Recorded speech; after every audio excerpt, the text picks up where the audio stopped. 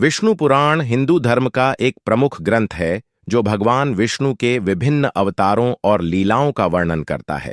हालांकि श्री राम की कथा मुख्य रूप से वाल्मीकि रामायण, अध्यात्म रामायण और रामचरितमानस में विस्तार से मिलती है, लेकिन विष्णु पुराण में भी राम अवतार का वर्णन संक्षेप में किया गया है। यहां मैं विष्णु पुराण के अनुसार श्री राम के वनवास की गाथा को उसके मुख्य तत्वों सहित गहराई से और क्रमबद्ध रूप में समझा रहा हूं। 1. भगवान विष्णु का अवतार। श्री राम विष्णु पुराण में बताया गया है कि जब पृथ्वी पर अधर्म बढ़ गया, राक्षसों का अत्याचार बढ़ा, तब देवताओं ने भगवान विष्णु से प्रार्थना की। तब भगवान विष्णु ने कहा, मैं अयोध्या के राजा दशरथ के घर 4 भाइयों के रूप में जन्म लूंगा।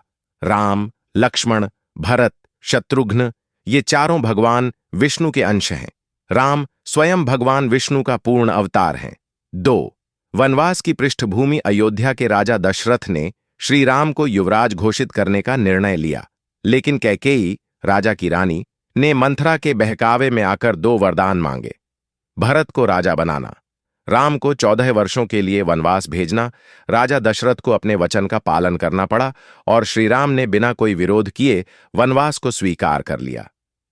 3. वनगमन, त्याग और धर्म पालन।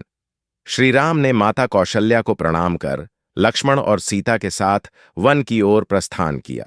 विष्णु पुराण में इस त्याग को धर्म की सर्वोच्चता के उदाहरण के रूप में बताया गया है।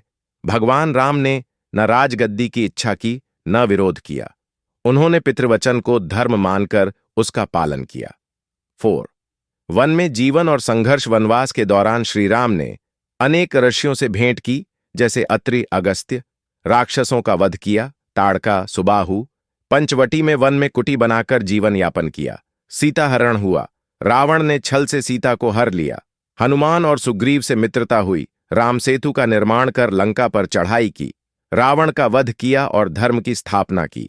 5. श्री राम का धर्म मूलक आदर्श। विष्णु पुराण में यह भी वर्णन है कि राम न केवल युद्ध में वीर थे, बल्कि आदर्श पुत्र, आदर्श पति और आदर्श राजा भी थे। उनका वनवास केवल भौतिक यात्रा नहीं था, वह एक धार्मिक और नैतिक परीक्षा थी, जिसमें उन्होंने मानव जीवन में धर्म, त्याग और कर्तव्य की मर्यादा को स्थापित किया।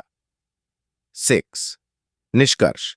विष्णु पुराण की दृष्टि से श्री राम का वनवास केवल एक घटना नहीं है, बल्कि यह धर्म की पुनः स्थापना, अधर्म का विनाश और भक्तों की रक्षा के लिए किया गया भगवान विष्णु का लीलात्मक अवतार था।